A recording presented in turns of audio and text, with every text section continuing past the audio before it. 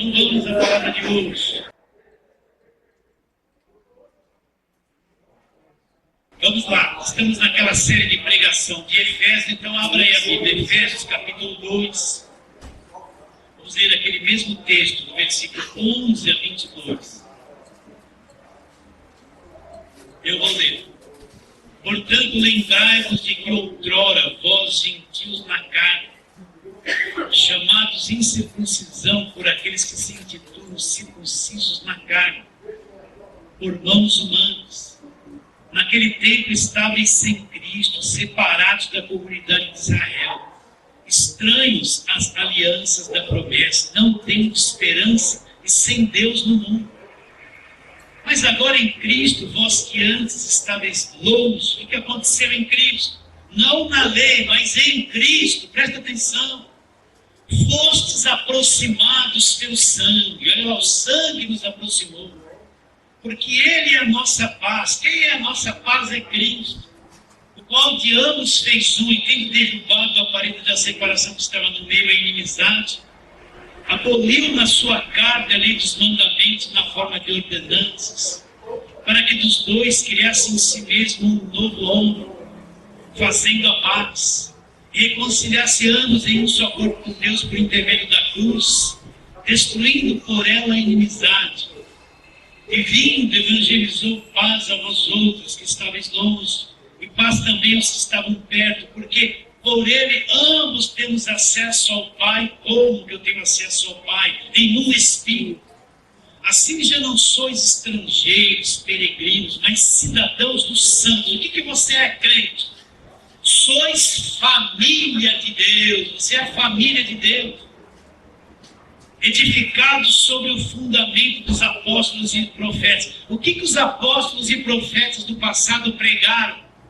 Cristo, o fundamento, não pregaram outra coisa. Sendo Ele mesmo, Cristo Jesus, a pedra angular, no qual todo edifício, bem ajustado, cresce para santuário dedicado ao Senhor, no qual também vós juntamente estáis sendo edificados para a habitação de Deus no Espírito. Vamos orar, Senhor. Que está o nosso coração diante de coração desses meus irmãos. Vem abrir o nosso entendimento. Nós trazemos tantas coisas na mente do passado, coisas erradas que nós não tínhamos discernimento e parecia certas. Trazemos tradições, muitos trazem o legalismo na mente e no coração. Outros trazem tradição, aquela velharia do passado. Isso impede-nos de ver a verdade. Nós ensinei a romper com tudo isso. Aqueles irmãos que estão longe, neste Brasil inteiro, que nos assistem e se comunicam conosco pela internet, Senhor. Alcance a vida deles, alcance a vida daqueles que estão cansados de campanha, de voto, cansados de rodear uma Jericó imaginária, cansado de óleo orado, de água orada, de rosa, de sal grosso, aqueles que tomaram tanto banho de descarrego e nada mudou na vida. Alcance essas pessoas, Senhor, pela internet, e abra o entendimento de todos eles, aqueles que foram explorados em nome da fé, que pegaram o dinheiro deles, enganaram eles em nome da fé. Alcance a vida deles, Senhor. Se nós oramos crendo pela fé em nome de Jesus, for assim, amém. Então, nas duas últimas pregações, nós falamos sobre o versículo 15. Aboliu na sua carne a lei dos mandamentos. O que é abolir na carne a lei dos mandamentos? Abolir significa deixar de usar, por fora de uso. Acabou, não funciona mais. Então, o que Paulo está dizendo? Que a lei trazida por Moisés, a lei, aquele judaísmo da velha aliança, foi abolido, não é mais usado, acabou, teve um fim, se iniciou a nova aliança. Depois ele fala, abolir na sua carne a lei dos mandamentos, na forma de ordenança, para que dos dois criassem em si um novo homem. O que nós falamos semana passada? Que Deus uniu os judeus aos gentios. fez os gentios participantes da mesma aliança, uniu os dois povos, e dos dois povos criou um novo homem. Nós falamos sobre o novo nascimento, o homem interior, nascido de novo. Essa é a igreja, esse é o corpo de Cristo. E hoje nós vamos falar justamente do versículo 20. Edificados sobre o fundamento dos apóstolos e profetas.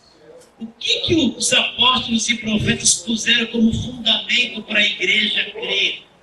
É isso que tem que ser uma coisa definida no teu coração. O que é um fundamento? Eu vou explicar, deixa eu terminar de ler. Ele diz: edificados sobre o fundamento dos apóstolos e profetas, sendo ele mesmo Cristo Jesus, ele é o fundamento. Cristo nos a pedra angular, no qual todo edifício bem ajustado cresce para santuário dedicado ao Senhor. Então, o que é o fundamento? É o início de uma construção. Hoje em dia você vê prédios enormes, 20, 30, 40, 50 andares. Mas antes dessa construção ser feita do lado de fora, eles fizeram enormes fundações, enormes vigas, sapatas enormes.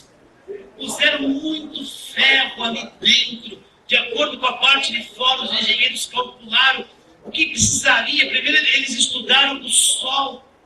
Depois eles calcularam o quanto eles precisavam perfurar e mandar vigas profundas com muito ferro, muito concreto, para que pudesse suportar aquilo que eles queriam fazer do lado de fora. Fizeram um fundamento enorme, aí você vê edifícios de 30, 40, 50 andares, firmes como uma rocha. Por quê? Porque abaixo da terra tem um enorme fundamento, tem um alicerce fortíssimo que vai sustentar tudo aquilo que for construído em cima e vai segurar aquilo, não vai cair, não vai rachar, não vai desabar. Então, os apóstolos e profetas, nossos irmãos do passado, qual foi o fundamento, o alicerce que eles puseram para a igreja crer? Eles puseram Cristo. Cristo é tudo. Então presta atenção, a fé cristã não tem espaço no coração para crer em idolatria, não tem espaço no coração para crer em outras coisas. A fé cristã verdadeira, que é fundamentada pelo fundamento dos apóstolos e profetas, eles creem somente em Jesus Cristo. Ele é o fundamento e não existe outro. Então, quando você vê uma igreja acreditando em água, sal, óleo, banho de descarrego, envelope ungido, em terra santa e água do Rio Jordão, isso não é um fundamento, nem é estímulo à fé. Isso é um feitiço que entrou na igreja para obstruir a obra de Cristo na cruz. O que liberta o homem é o Evangelho, é Cristo, não é água. Então você vê hoje, entrou na igreja um monte de coisa que não é fundamento. Nós vemos uma grande multidão, não interessa testemunho humano, para mim não interessa testemunho humano. Você vê uma grande multidão crendo em coisas que nós no passado acusávamos os católicos e dizíamos que era feitiçaria e coisa benzida e condenávamos eles. Hoje a igreja evangélica está pior do que o catolicismo. Encheu a igreja de coisas para as pessoas crerem. O indivíduo diz que beba, consagra essa água, Senhor, e tal, e todo mundo acredita que aquela água é um fundamento e vai mudar a vida dele, mas não consegue acreditar em Cristo. Então, o fundamento dos apóstolos e profetas, Cristo, ele apresenta Cristo como uma pedra angular, o início da construção, que vai suportar todas as coisas. Agora, eu não creio em Cristo quando só tudo está bem na minha vida. Eu não creio em Cristo quando não está me faltando nada. Eu tenho que crer em Cristo quando eu tenho tudo e quando eu não tenho nada. Quando tudo vai bem, quando tudo vai mal, eu vou seguir da mesma forma. Eu tenho que amar a Cristo, não é porque eu estou com o bolso cheio de dinheiro, é porque eu amo e conheço, eu acredito nele e vou seguir até o fim da minha vida. Eu não vou seguir a Cristo só porque ele me deu uma bênçãozinha, eu amo ele, e quando isso acaba, eu perco o amor. Não, eu vou amar e segui-lo até o fim, tendo muito, tendo pouco e não tenho nada. Ele é o fundamento. Então a pessoa crê em Cristo quando Quando tudo está mal, ela se desvia dessa fé e ela começa a recorrer a esse monte de coisa que está aí no mundo que é falso. Ela começa a acreditar nisso, ela prova para ela mesma que nunca foi fundamentada como tinha que ser. Porque Cristo é suficiente. Presta atenção. Tudo que o homem precisa, toda a sabedoria, todo o conhecimento, todas as bênçãos. O que Paulo diz em Efésios 1:13? Ele fala: bendito Deus e Pai de nosso Senhor Jesus Cristo, que nos abençoou com toda sorte de bênçãos espirituais, aonde? Nas regiões celestiais em Cristo. Então, todas as bênçãos que uma pessoa precisa está em Cristo, não está fora dele. Dele vem tudo que eu preciso. Não esqueça isso. Não se desapegue a ele. Não perca a tua mente nesse ponto. Agora, quando nós estamos na fragilidade, no medo do problema, nós traímos isso. Nossa carne trai. Aí eu começo a correr atrás de qualquer coisa que me fala que vai resolver. Eu saio do fundamento. Do espaço para engano. Então eu vejo muita gente fazendo isso.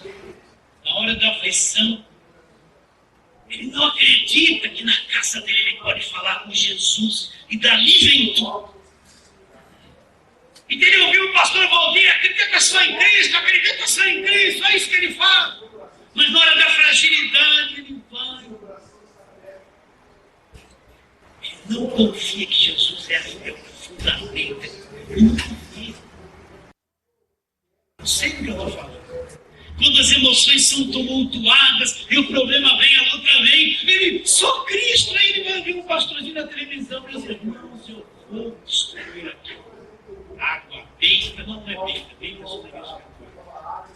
Vem aqui pegar um pouquinho dessa água, lhe garanto, eu vou sair.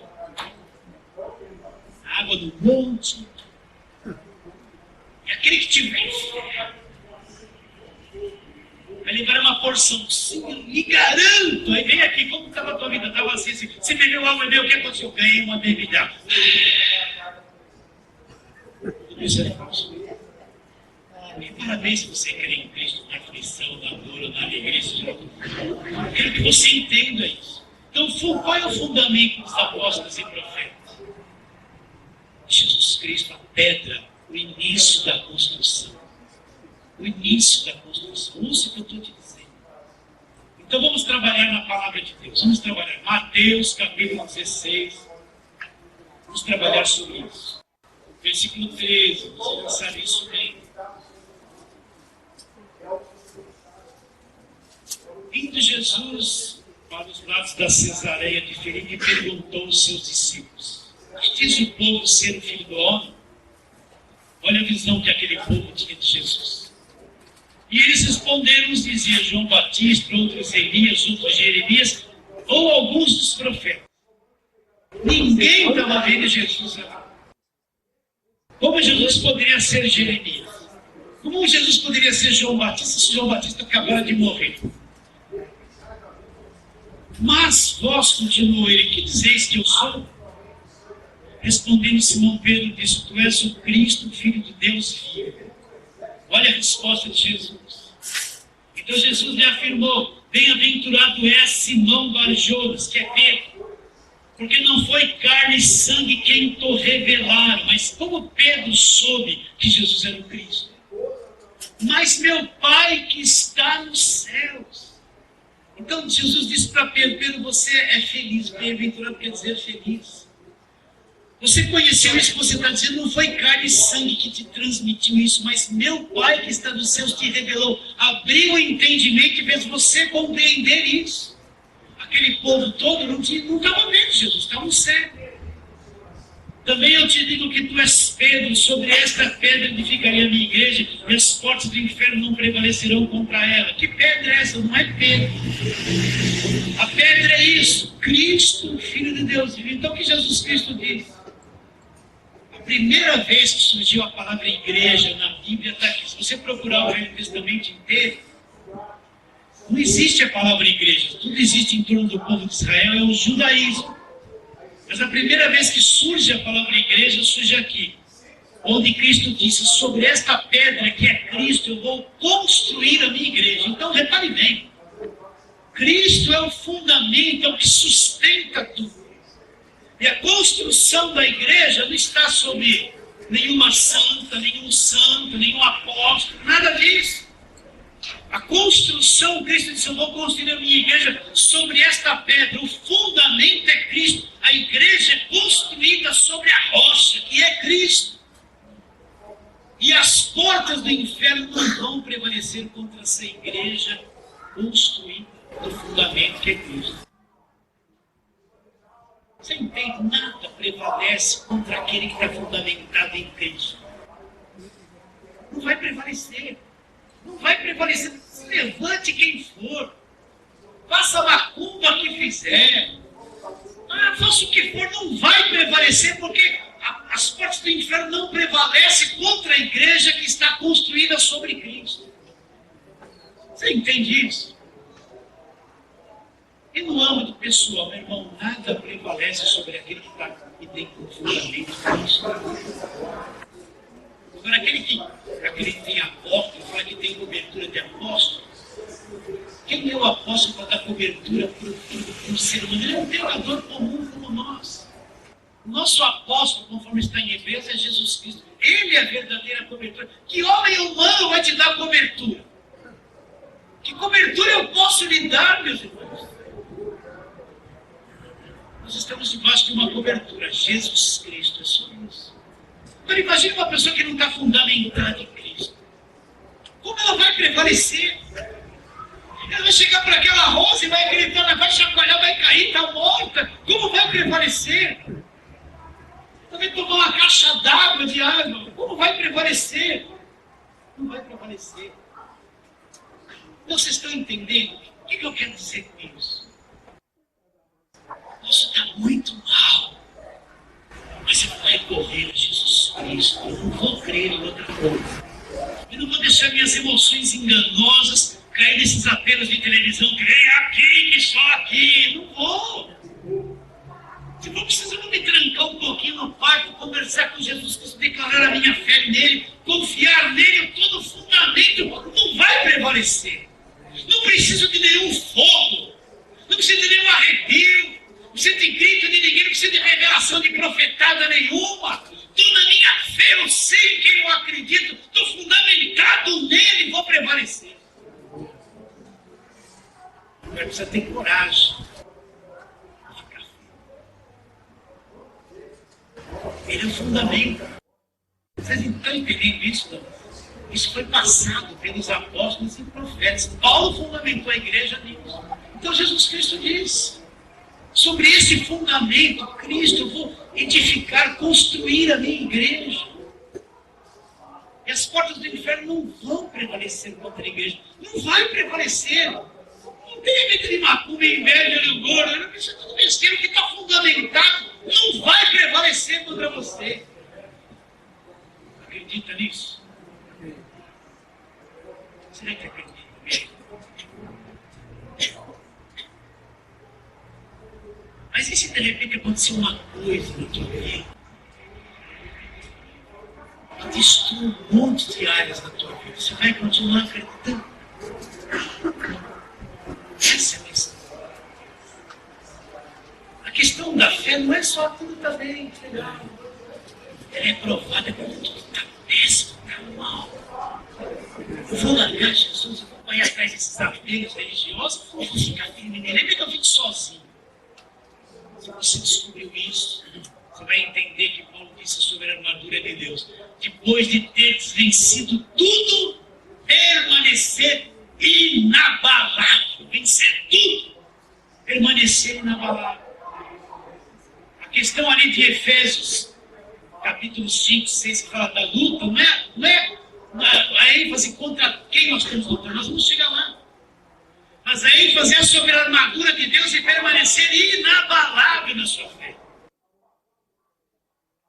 O fundamento é Ele, que suporta tudo. Uma pessoa que não tem Cristo como fundamento não suporta, ele vai fracassar. Ele vai se afundar, ele vai sofrer, ele vai cair nesses apelos que está por aí, ele vai Ele ouviu 1000 vezes que não precisava confiar numa rosa, mas na fraqueza ele vai fazer aquilo porque ele não está fundamentado.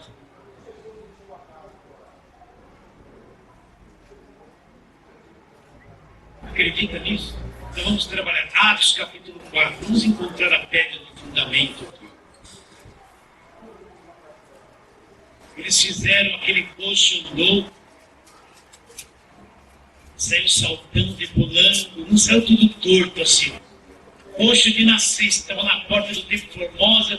Pedro e João. Eu não tenho nada, não tenho ouro nem prata. Pedro e João não tinham ouro nem prata no bolso deles. Mas eu tenho uma coisa, levante e ando. E eles saíram pulando, saltando, e houve toda aquela aglomeração, vieram os principais sacerdotes, quiseram prender ele, né? Foram presos. E no capítulo 4, Pedro fala assim no versículo 10, tomai conhecimento vós, todo o povo de Israel, de que em nome de Jesus Cristo Nazareno, a quem vós crucificastes, a quem Deus ressuscitou dentre os mortos, sim, o seu nome é que este está curado. Este Jesus é pedra rejeitada por vós, os construtores, o qual se tornou pedra angular. Agora preste atenção. E não há salvação em nenhum outro nome, nenhum outro, porque abaixo do céu não existe nenhum outro nome dado entre os homens pelo qual importa que sejamos salvos. Então, como Pedro apresenta Jesus como a pedra e acusou os construtores. Quem eram os construtores? Os religiosos que estavam em volta dele, que os prenderam. Eles eram responsáveis por ensinar a palavra de Deus e crer em Cristo e receber Jesus. Assim que eles fizeram. A religião para eles naquele tempo deu muito lucro, eles ficaram ricos. E quando Jesus Cristo veio, eles não reconheceram. Então, eles desprezaram Jesus Cristo. E Pedro fala, ele é a pedra de esquina, que vocês, construtores, rejeitados, estão rejeitando. Então Pedro apresenta ele como a pedra de esquina. E depois ele fala, olha lá, e não há salvação em nenhum outro. Presta atenção, isso está tão claro diante dos nossos olhos. Olha, não há salvação em nenhum outro. O que é salvação? Vou explicar de novo. Quer ser salvo? Alguém que foi liberto da condenação eterna, liberto do império das trevas, liberto das cadeias, das prisões, da destruição. Já foi, a salvação começa nessa vida. Então aquele que é salvo é alguém que foi arrancado do poder do diabo. A igreja, o salvo é liberto do império das trevas, liberto das cadeias, das prisões aqui nesta vida. Por fim ele vai herdar a vida eterna, a segunda etapa da salvação. Então, debaixo do céu, presta atenção, não há salvação em nenhum outro, porque abaixo do céu não existe nenhum outro nome dado entre os homens pelo qual importa que sejamos salvos. Então, primeiro, não há salvação em nenhum outro, não existe nenhum outro nome dado debaixo dos céus. Que importa que sejamos salvos, que vai se cumprir essa salvação. Coitada dessa gente que crê em homens, corre atrás de homens, de apóstolos, de bispos, seja lá o que for. Coitada dessa gente que confia em santos, um para cada dia. Coitada dessa gente que vai subir uma tal de escadaria de joelho, e até alguns milagres acontecem lá também. Debaixo do céu, isso é grave, não é uma brincadeira. Se você não dormiu bem, você está lembrando, o efeito da macarronada, mas acorda, pelo amor de Deus. Debaixo do céu não existe nenhum outro meio, nenhuma religião, nada, nenhum outro, nem evangélico, nem ninguém. Não existe nenhum outro nome dado entre os homens, o qual importa que sejamos salvos. Não existe. Não existe, meu irmão. Pode correr atrás desses apóstolos nos dias de hoje, mas não existe isso. Não adianta ficar falando profetiza, eu vou profetizar. Debaixo dos céus não existe. Por quê? Porque ele é a pedra angular, ele é o fundamento. Ele, não tem outra coisa. Romanos capítulo 9, vamos a Atos, Romanos, é o seguinte, vou ler desde o 30. Que diremos, pois, que os gentios que não buscavam a justificação vieram a alcançá-la? Todavia, qual justificação? Aqui decorre da fé. E Israel, que buscava a lei de justiça, não chegou a atingir essa lei. Por quê? Porque não decorreu da fé, olha lá, e sim como que das obras. Então o que aconteceu? Você entendeu o que ele está dizendo aqui? Os gentios que não estavam debaixo da lei, que não viviam o judaísmo dos judeus, eles creram em Cristo e foram justificados sem obras. E os judeus que tinham as promessas, que queriam guardar a lei, eles tropeçaram. Por quê?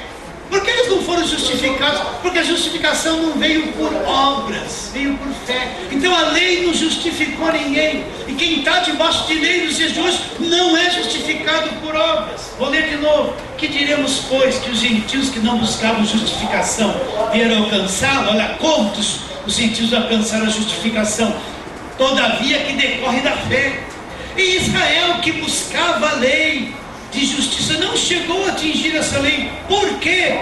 Porque não decorreu da fé, e sim das obras. Olha lá, tropeçaram na pedra de tropeço. Quem era a pedra de tropeço? Jesus Cristo. Então os judeus, por causa da lei, tropeçaram na pedra de tropeço. Olha o que ele diz, como está escrito: eis que põe em Sião uma pedra, eis que põe em Sião uma pedra de tropeço e rocha de escândalo, e aquele que nela crê não será confundido. Então por que os judeus não foram justificados? Porque eles deixaram a justiça de Deus de lado, e através da lei e das suas obras quiseram estabelecer a sua própria justiça. Jesus para eles foi uma pedra de tropeço, a pedra de esquina. O fundamento serviu de tropeço para eles que estavam debaixo da lei. Vocês estão entendendo essa linguagem ou não?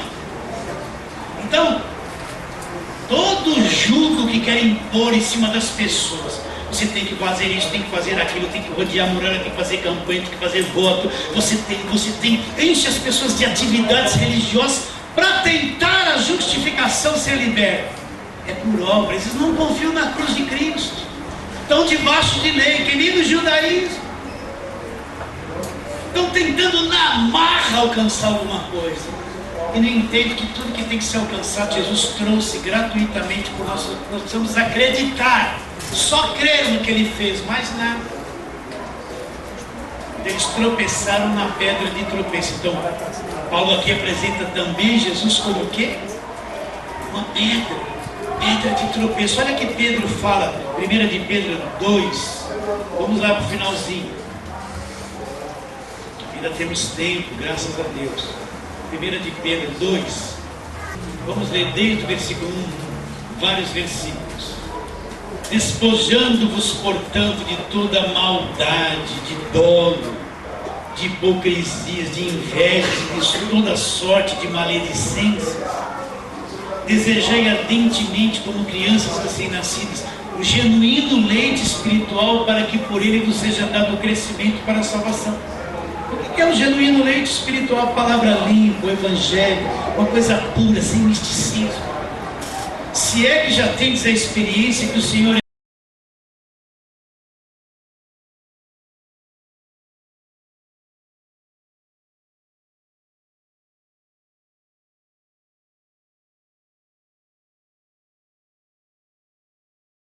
mas para alguns descrentes, a pedra que os construtores rejeitaram, essa veio a ser a principal pedra angular, e pedra de tropeço e rocha de escândalo. São esses os que tropeçam na palavra, sendo desobedientes para o que também foram postos.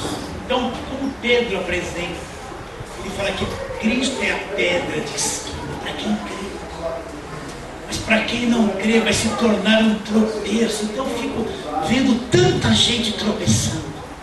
Ao invés dela crer em Cristo, se agarrar nos feitos da cruz, ela acredita nessa feitiçaria que entrou dentro da igreja, essas coisas oradas e 1000 campanhas. Elas vão indo, daqui a pouco tem um tropeço enorme. Quantas ligações eu recebo constantemente no Brasil inteiro? Gente que fez tudo isso anos e foi para trás, se arrebentou. Uns não querem nem saber mais de ir na igreja. Eles cansaram da igreja, eles cansaram dos envelopes, das campanhas, dos sacrifícios, dos votos. Não aguentam mais 3, 4, 5 anos fazendo a mesma coisa. Só que nunca aconteceu na vida deles o que prometeram para eles. Tropeçaram. Você está entendendo? É um monte de gente que não quer mais saber da igreja. É um número incalculável por causa dessas coisas. Tropeçaram na rocha, no fundamento, porque não ensinaram a eles que Cristo é tudo. Ele é o fundamento, Ele é a pedra angular, Ele é a rocha, o alicerce, e a nossa vida tem que estar sobre Ele, nada mais. Tua vida não tem que estar debaixo da mão de um profeta, tua vida não tem que ser controlada por um pastor, tua vida não tem que ser controlada por apóstolo. Não! A tua vida tem que ser guiada pelo Espírito Santo, controlada por Deus. Por Deus, não por homem. Então tropeça, não está cheio de gente que tropeçou. Deus abençoe que alguém lá na internet vai cair nessa pregação, vai ouvir isso, vai sair desse cativeiro. Deus queira que agora, hoje mesmo, quando for posto isso no ar, eles vejam isso. Porque a gente do Brasil todo, liga a gente de Natal, Fortaleza, do Nordeste, de Minas Gerais, do Rio de Janeiro, do Rio Grande do Sul, lá de Goiás. As pessoas quando vão ouvindo essas coisas, esse arroz com feijão que a gente prega, porque esse pregador não é grande coisa, ele prega arroz com feijão.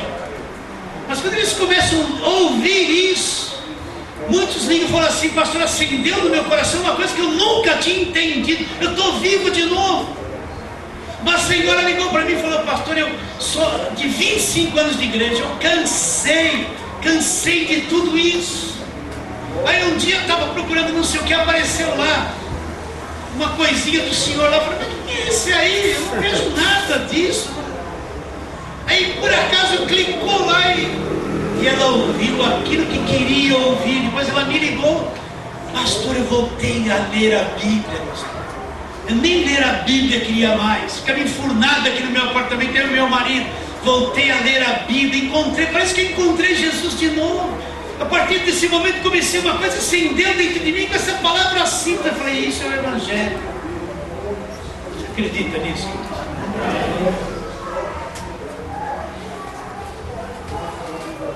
Então Pedro disse o quê? Para aqueles que creem, é uma bênção. Mas para aqueles que não creem, Cristo se torna uma pedra de tropeço, uma rocha de escândalo. Agora vamos lá, 1 Coríntios. Vamos trabalhar na palavra de Deus.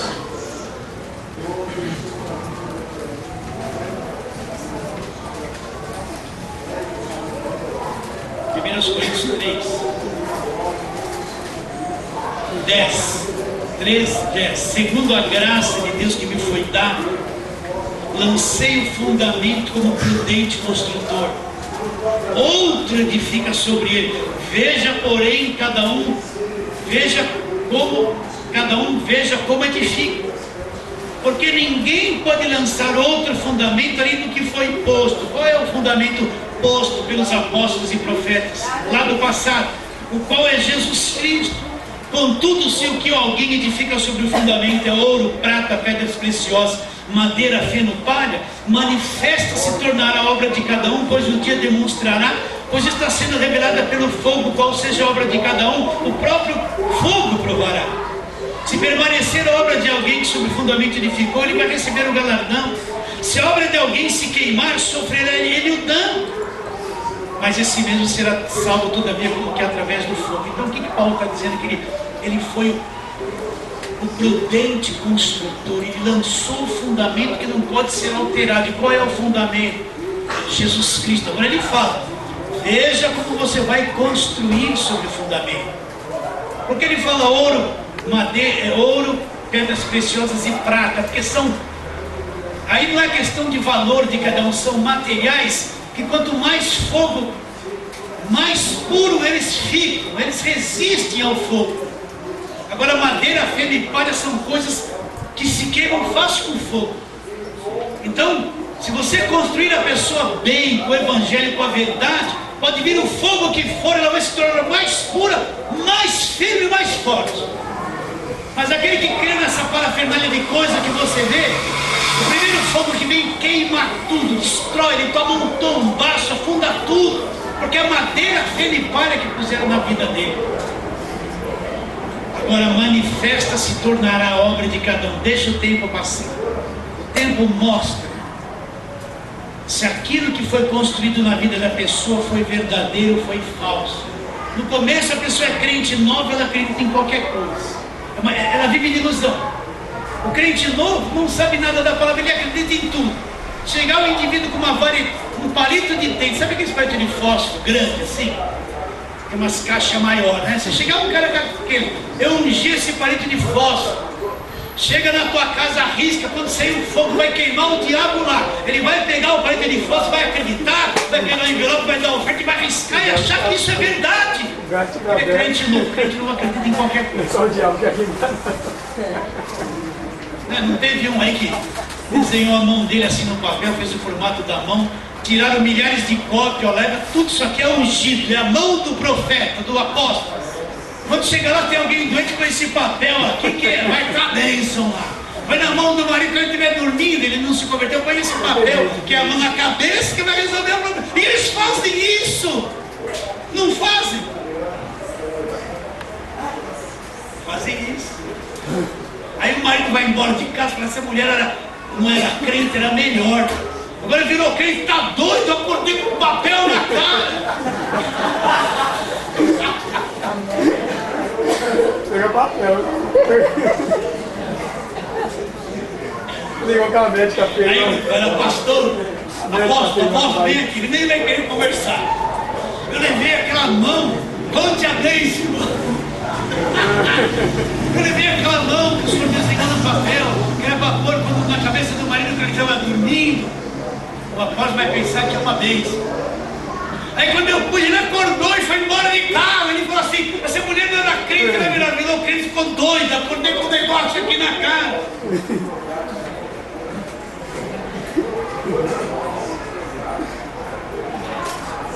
Posso demorar um pouquinho mais? A irmãzinha me ligou, pastor, ore por mim. Aí eu pergunto, você quer que ore para quê? Porque você pedir para mim orar, não sei porque eu vou orar. Meu marido foi embora de casa. Ah, é? Por que ele foi embora de casa?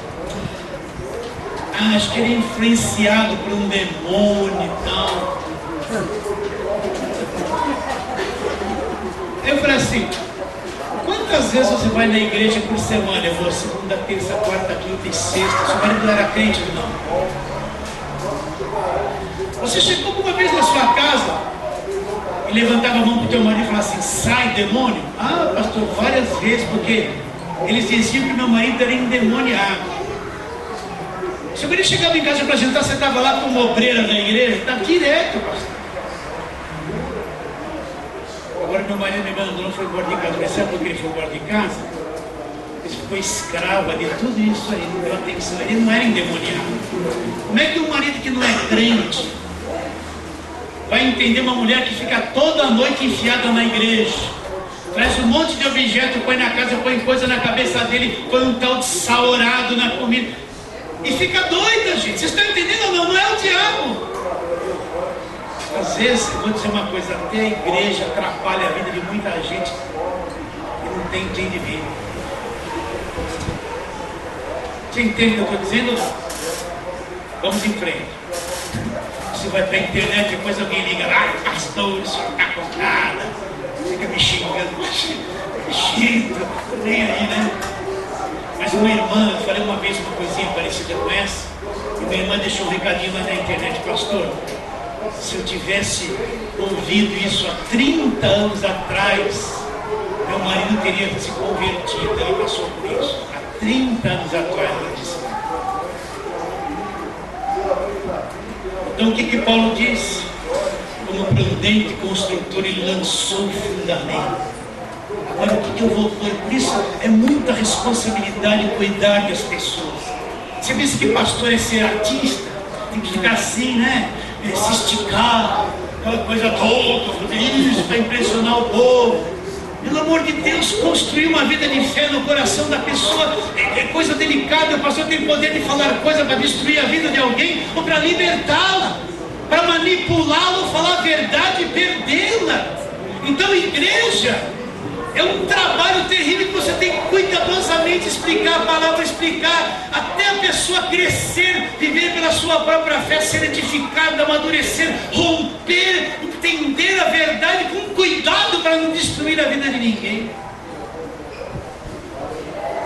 Então, construir uma vida de fé nos ouvintes, nas ovelhas, você tem que falar a verdade. Só a verdade vai sustentar a vida delas. Não tem esse negócio de pastor mandar na vida dos outros, controlar a vida dos outros, saber quanto ganha, quanto não ganha, porque não veio na igreja, porque foi na festa e não veio no... Não tem isso. Isso é manipular, é querer dominar a vida das pessoas. Igreja não tem isso. Posso ir mais um pouquinho? Pode, amém. Então, vamos para Colossenses agora. Eu nem olhei para você, né? Eu sei que você é bonzinho, vai falar amém. Deixa o estômago roncar um pouquinho, não é? Não é unção do ronco, não. Colossenses capítulo 2, versículo 8. Ele fala assim, Colossenses 2:8. Cuidado que ninguém vos venha enredar, prender você em redes, com filosofia, vãs sutilezas, conforme a tradição dos homens, conforme os rudimentos do mundo, e não segundo Cristo. Agora presta atenção. Porquanto nele, em Cristo, habita corporalmente toda a plenitude da divindade. Também nele estáis aperfeiçoado. Ele é o cabeça de todo principado e todo potestade. Então presta atenção. O que quer dizer nesse sentido a palavra o cabeça? Aquele que tem autoridade sobre tudo, aquele que governa e administra, aquele que domina. Então Paulo está dizendo que nós não podemos ficar presos com redes em filosofia, sutilezas, rudimentos do mundo. Fala que Cristo é o Deus pleno, nele está toda a plenitude da divindade corporalmente. E Ele é o cabeça, Ele é o administrador, o controlador, a autoridade máxima que manda tudo em todos os principados e potestades. Jesus tem maior autoridade que os querubins, serafins, anjos, arcanjos, demônios, Satanás. Ele é o cabeça, o mandante, meus irmãos. Grande, poderoso. Acredita nisso ou não? Ele é o cabeça. Tudo se submete diante da autoridade dele. Você está com medo do diabo por quê? Porque não crê nisso. Não crê nisso. Ele é o cabeça, o controlador, o que administra, o que governa, que domina. Indestrutível, poderoso, gigantesco, maravilhoso, Deus pleno. Ele é. Então, também nele estáis. Olha o tempo do verbo, nós já estamos, já aconteceu. Esse aperfeiçoamento já houve dentro de nós, no nosso espírito. E ele é o cabeça de todo principado e potestade. Volta para agora para Efésios. Efésios capítulo 5, aquele texto que a gente prega bastante em casamento, né? Mas não é isso que vamos falar. Ele diz assim, versículo 22. Efésios 5, 22, mulheres sejam submissas ao seu próprio marido como ao Senhor, porque o marido é o cabeça da mulher, como também Cristo é o cabeça da igreja. Essa é a frase. Cristo é o cabeça da igreja, sendo este mesmo o Salvador do corpo. Então Cristo é o cabeça que domina, é o Salvador do corpo, a igreja que somos nós. Então Ele nos comprou com seu sangue. Ele é o cabeça, Ele é a nossa autoridade, a nossa cobertura, a nossa força. O que salvou o corpo, já salvou. Então eu não vou me submeter a cativeiro, eu não vou acreditar que estou debaixo de maldição, eu não vou acreditar que macumba me pega, eu não vou acreditar que o demônio tem poder sobre a minha vida. Não vou acreditar, porque eu sou salvo, estou debaixo da cobertura do cabeça. Acredita ou não acredita? Como é que eu posso acreditar que estou debaixo de maldição? Como é que eu posso acreditar que o olho gordo vai funcionar contra a minha vida se o cabeça me administra e me comprou com o sangue dele? Como é que eu posso acreditar nessas superstições que invadiram a igreja? Não posso! Se eu acredito, é porque eu não conheço Cristo como Ele é. Então Ele é o cabeça. Você aceita isso? Entendi isso. Vamos lá, para terminar, primeira de Paulo a Timóteo.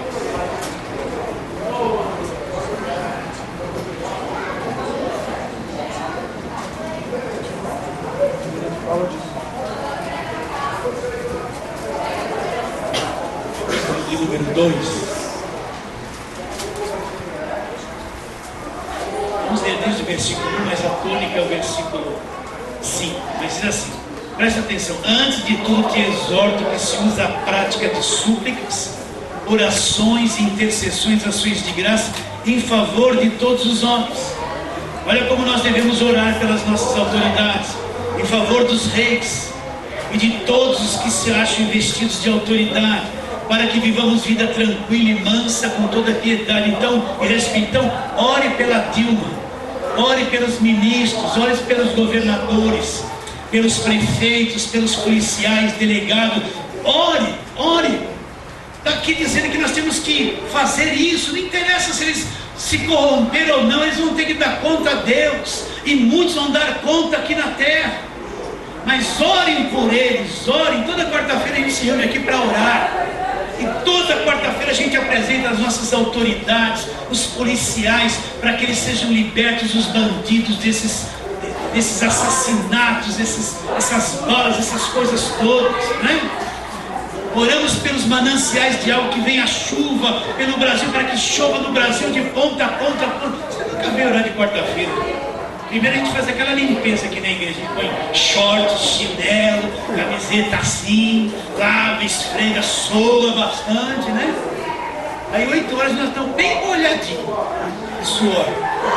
Mas a igreja está perfumada, né? Por isso você que pega a balinha, esconde eles vãozinho. Não estou vendo nenhuma criança que pega o chicletinho de baixo da mim. Por que não põe no bolsinho e leva para casa? Aí você vai ver, chegar um monte de papel de bala e falar que só sentou gente grande aqui. Chame a atenção deles, os maridos hoje em dia. Quero ver se eu achar essas balinhas. Quero ver esses papelzinhos. Tudo camufladinho do vãozinho ali para ninguém. Ah, que vergonha. Tudo adolescente. Quem riu é porque faz. Tô brincando, é a parte para a gente descontrair, mas vamos ao que interessa, vai. 1 Timóteo 2. Então, versículo 3, já lemos 1 e 2. Isso é bom e aceitável diante de Deus, nosso Salvador, o qual deseja que todos os homens sejam salvos e cheguem ao pleno conhecimento da verdade. Agora, olha como esse versículo é poderoso. Porquanto há um só Deus e um só mediador entre Deus e os homens. Presta atenção. Há um só Deus e um só mediador. O que é o mediador? Que faz a mediação, que liga o homem a Deus e Deus ao homem. Só existe um mediador. Não existe mediadores. Ou seja, eu como pastor não sou um mediador. Mediador é Jesus Cristo. Eu sou a voz que fala a palavra. Mas o que traz Deus a você é Jesus Cristo. O que leva você a Deus é Jesus Cristo. Agora inventaram um montão de coisas mediadores. É água, sal, rosa, flor, lenço, que mais? Chavinha da casa própria, tijolinho, cálicezinho, cajadinho, envelopinho, né? Tem tanta coisa, Deus também é isso, é um mediador, né? Só existe um mediador entre Deus e os homens. Quem? Olha lá. Vou ler de novo. Porquanto há um só Deus e um só mediador entre Deus e os homens, Cristo Jesus homem. Por que ele fala Cristo Jesus homem? Fala do lado humano de Jesus, porque ele assumiu um corpo humano, assumiu uma carne humana, foi na cruz como verdadeiro cordeiro de sacrifício, tomou os pecados e maldições e a minha culpa, tudo levou sobre ele na carne dele. A carne dele teve que sofrer a minha penalidade para que pudesse me libertar e me salvar. Então ele é o nosso mediador. Eu não dependo mais de um dicionário falar alguma coisa para o indivíduo, lá para ele falar para Deus, me mandar rezar 3 Ave Maria. confessar o pecado ao homem. Vocês estão entendendo? Eu fiz muito isso quando criança. Digo, eu matei passarinho, desobedeci minha mãe, briguei com a minha irmã, falei palavrão. Aí ele falava assim para mim: filho, agora você reza 3 Ave Maria e 4 Pai Nosso. Aí ia lá, rezava, aí vinha, tomava hóstia. Aí na segunda-feira estava com estilingue matando passarinhos, e brigava com a minha mãe, mas não conseguia obedecer, não sabia o que era pecado. Aí no outro domingo eu estava lá de novo, acho que ele estava lá, esse menino falava: irmão, ó, eu estou com 57, eu cheguei a caçar passarinho, hoje eu me arrependo, coitado desse passarinho, que triste ter pegado o estilingue, é que tinha muito mato, era uma aventura fazer isso, né? Deus já me perdoou.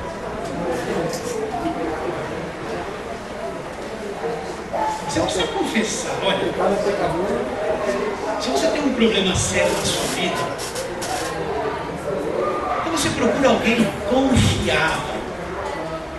E tem pastor que não é confiável, porque você fala para ele vai falar para todo mundo. Você tem que procurar, se é uma coisa grave, você tem que procurar alguém confiável. Você sentir liberdade de dividir a sua dor. Você está entendendo? Agora você não precisa confessar o seu pecado para homem nenhum. Fala com Deus. Mas se você achar alguém confiável, é bom dividir. Está bem claro isso? Então, só existe um mediador. Presta atenção. Quando você vê o indivíduo de um copo de uma água, a mediação da água, você tem que pensar. Pelo amor de Deus, você tem que pensar. Você consegue pensar? Porque isso está massificante no meio de comunicação. Isso, eles estão tirando o verdadeiro mediador e dizer que ele transferiu uma coisinha para isso, que isso é o mediador entre você e Deus agora. Isso aí é pecado, meus irmãos. Deus não tolera tais coisas. É a mesma coisa. O indivíduo fala assim: olha lá, uma estátua de um Deus, é idólatra. Mas o que é isso aqui? O que é essa água ungida aqui? Bom, não tem imagem, mas o que é isso aqui? Que está benzida? O que é isso? Quem disse que tem uma coisinha aqui diferente porque alguém disse que consagrou? E está fazendo uma mediação entre eu e Deus. Quem diz que isso aqui não é uma feitiçaria? Eu sou um mediador, então seja forte. Quando eu entendi isso, acabou o problema. Eu falei: eu não me recorro mais a homem nenhum. Entende? Aí eu passei umas guerras emocionais, que nem uma prova para ver se eu ia fraquejar naquilo que eu estava crendo. Mas eu descobri a verdadeira rocha: se agarra em Jesus, olha só. Nem sempre vai acontecer aquilo que você quer, porque a gente se direciona a Deus com um plano na cabeça. Bom, eu quero isso, eu quero isso, eu quero aquilo. Então você chega para Deus: eu quero isso, eu quero. Você quer crer que Ele vai cumprir o que você quer, o seu propósito, mas nem sempre isso. Às vezes não vai acontecer o que você quer, mas você tem que continuar confiando nele, independe do resultado. Está claro isso na tua mente? Vamos voltar em Efésios para terminar onde começamos. O que Paulo fala? Versículo 19, Efésios 2, 19: assim já não sois estrangeiros e peregrinos, mas concidadãos dos santos. É isso que nós somos. Sois família de Deus, edificados. Aonde Paulo edificou a vida deles?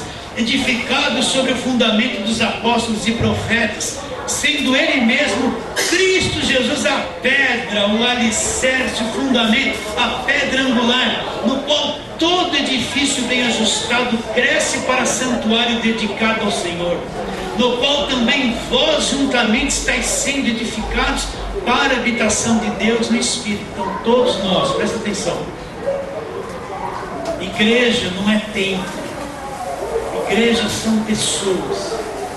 Templo é construção, não é igreja. Eu posso construir uma catedral, não é igreja, é tijolo, cimento, é construção. E o templo de Deus somos nós, é como se nós fôssemos um monte de pedrinhas, como Pedro disse: vós também sois pedras vivas, e nós nos unimos juntos. Não é uma forma de prédio, assim, com telhado, mas aqui está o templo de Deus agora. E nós juntos adoramos a Deus em espírito, mesmo no nível horizontal como nós estamos.